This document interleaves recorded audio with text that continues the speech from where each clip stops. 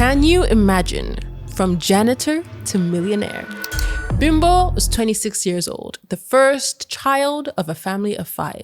But that's not where her story started. From a young age, Bimbo had known her family to be absolutely poor. They used to trek 9 to 10 kilometers just to find fresh potable water. By the time she was 6, 7, she had to drop out of school to enable her younger siblings to get a chance to have some level of basic education. By the time she was 10, she was asked to start selling food items in the markets, in the streets, by the roadside, anything they could do to earn a little bit of money, put some food on the table for her family. And she did it willingly. She knew that was her life and she was okay with it. For the longest time, that was her life. Throughout her teen years, her best friend used to tell her that, "Oh, Bimbo, you're so pretty. You could leave this lifestyle. You could find men who would treat you right, who would do so much for you and your family." But Bimbo wasn't interested in all of that. She was okay managing hand to mouth, feeding her family with the little that she was able to earn, and ensuring that her younger siblings had somewhat of an education and a lifestyle. And she was okay with that. Until one fateful day, Bimbo's youngest sister fell ill. And that's when the lack of money really hit. No money, access to medical care was extremely difficult, and eventually, Bimbo and her family laid their youngest to rest permanently. That moment, a click happened. Bimbo was no longer okay with her life. She was no longer okay with this lifestyle.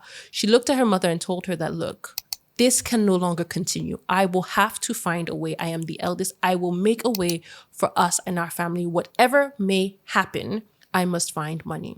And then she took off, headed to the big city, told her friend that, "You know what? I will find money. I will look for a job. I will find it in the big city where there are more opportunities, more people, and I will change my family's narrative." Luckily for her, she arrived in the big city and found a nice little job with some older woman as a house help. There she started cleaning, cooking, doing some chores. And the older woman really started to take a liking in Bimbo. So she introduced her to a small hotel. And from there, Bimbo's career finally grew. She went from being a house help to an older woman to working at a motel, eventually meeting somebody and getting connections to eventually working full-time at a high-end hotel. To Bimbo, she had felt like she had made it. Surrounded by high-class people, she was finally earning stable income month on month, enough to send back home to her family. She was feeling so much better. Her journey for the past 2 years had not been easy, but this was real income. Though she was working staff, though she was a janitor, the hotel paid well, it came with benefits, and she was in close proximity to celebrities, models, athletes, and even prominent politicians. What more could Bimbo ask for? At this point, Bimbo really started to feel like, you know what, there was a light at the end of the tunnel. She could finally rise above her life circumstances. But her friend was constantly in her ear, telling her, "Bimbo, still, you have all this access. You have all these people in front of you. Opportunity comes but once. Take control. This is your chance to get to know them. This is your chance to meet somebody. This is your chance to not be a janitor or help anymore. You could be so much more." And the more her friend spoke, the more Bimbo thought, you know what? This is actually an opportunity. I could finally move completely out of the working sector. I could be somebody's, I don't know, baby mama. So the two, you know what, started discussing. They hatched a plan. A big-time NBA team often came to that hotel just before their games in the city, and Bimbo was to find one of their players and get to know him. And she did exactly that. One of the weekends, when the NBA team was in town, in the city for a game, Bimbo saw and set her eyes on one particular basketball player. Let's call him Aldis. He was married, but was known to be very, very promiscuous. He enjoyed a good time. He enjoyed a little fling in the city. And she said, "You know what? This could be my ticket to happiness." So on the day the team was checking in, she spoke to the receptionist and ensured that she was going to be the one in charge of cleaning the room in which he was registered to be in. I mean, what more could you ask for? A few hours just before the team was set to arrive, Bimbo got herself ready. She put on her tightest uniform, did her hair, put on additional perfume, and went to the room, doing some last-minute tidying up. Just as she was about to leave, the basketball player, Aldis, walked in. She did the usual, "Oh, good afternoon, sir. I'm very sorry. I'll be out of your hair right now," and passed him by. Hold up, wait, subscribe to our YouTube channel. Now let's go back to the show. But that was the start of looks and glances between Bimbo and Aldous. She was dead set on getting him to notice her. And of course, when a pretty lady is in your room every single time you come to the hotel, you tend to notice, especially if you have a habit of being with pretty women. A couple months down the line, again, Aldous and his team were in town in the city. They had booked the exact same hotel.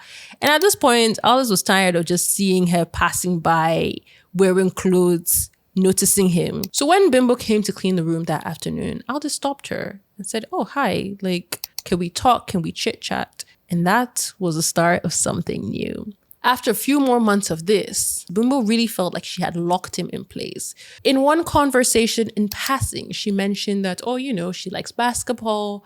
She knows that their team will be playing this weekend. And, it's really cool to be able to meet him and interact with him. And Aldous took the bait. He turned to her and said, "Oh my goodness, would you be interested in coming to one of our games? In addition, we'll probably have a post-game party of some sort.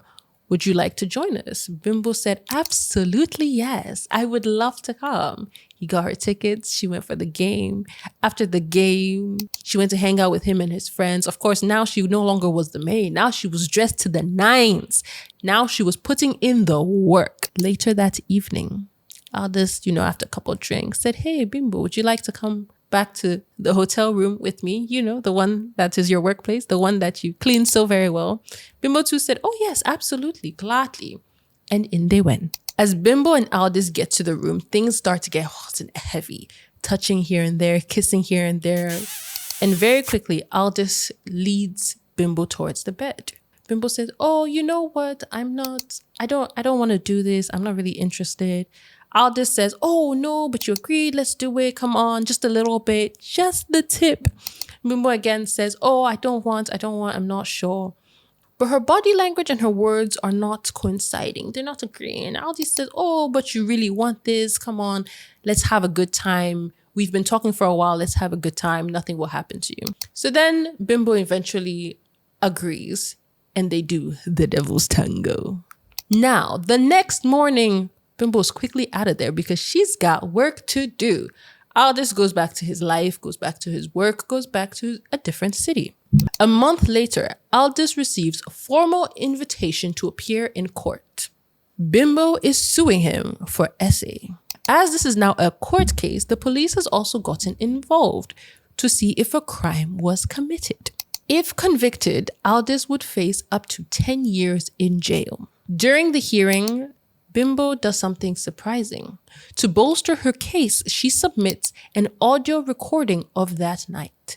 And she states that you could hear her clearly state she no longer wanted to be part, she no longer wanted to do it, and yet, time and time again, Aldous begged and eventually coerced her into agreeing. And with that damning audio, Bimbo wins the case and is awarded $500,000. The moment it was announced, Bimbo started making plans. She knew exactly what she was going to do with the money. She knew who to send what to buy, how to now live her life with $500,000 in her bank account.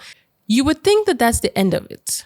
But exactly 1 week later, Bimbo received a formal invitation to appear in court. There she was told that though Aldous was a big-time basketball player, none of his earnings were in his name.